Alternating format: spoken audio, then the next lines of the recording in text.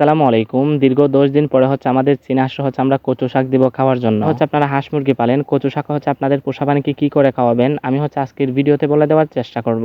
কচু শাকগুলা মূলত আমাদের ঘাসের জমিন থেকে সংগ্রহ করছি। আর কচু শাক কিন্তু মোটামুটি সবারই বাড়িঘরের আশেপাশে পাওয়া যায়। কচু শাকগুলা সংগ্রহ করে নিয়ে আসার পরে কামারে বইসা বইসা দেখেন আমি শাকগুলার একদম ছোট ছোট করতেছি। এরকম কচু শাকগুলারে ছোট না করি তাহলে কিন্তু মানে পাতিলে দেওয়া যাবে না। আর পাতিলে অল্প কিছু পানি দিয়ে আমরা শাকগুলারে সিদ্ধ করে নেব। কে কোন জেলা থেকে আমার এই ভিডিওগুলো দেখেন অবশ্যই আপনারা কমেন্ট বক্সে জানিয়ে যাবেন ইনশাআল্লাহ। আমার চীনা হাঁসকে যে কুইদের ভাত খাওয়াই মূলত কুইদগুলো আমি আগেই সিদ্ধ করে ফেলছিলাম। এখন এই কুদগুলা লাল বালতির মধ্যে রাইখা মূলত এই পাতিলের মধ্যে আমি কচু শাক সিদ্ধ করে নেব। সময় কচু সিদ্ধ হয়ে যাবে, তারপরে দুপুরে মূলত মানে কচু শাক, তারপরে কুইদের ভাত এবং অল্প কিছু দান দিয়ে আমার চীনা হাঁসে আমি খাবার তৈরি করে দেবো। আমার যেহেতু পুরুষ চীনা হাঁস বেশি ছিল এই জন্য মূলত আমি 4টা পুরুষ চীনা হাঁস বিক্রি করে দিছি। পার পিস 1200 টাকা করে। পুরুষ চীনা হাঁসের সাথে কতটা মহিলা চীনা হাঁস থাকতে হয় আপনাদেরকে অন্য একটা ভিডিওতে বলে দিব। হাতে দেখেন একটা ফুল গাছ আছে, আর এই ফুল গাছের গুড়িতে প্রচন্ড পরিমাণে মানে ঘাস হয়ে গেছে। তো আমি এই গাছটা পরিষ্কার করে দিলাম। আমি অন্য একটা টপের মধ্যে এই গাছের একটা কাটিং ছিল, মানে একদম ছোট চারা। তো আমি এই চারাটারে অন্য একটা টপের মধ্যে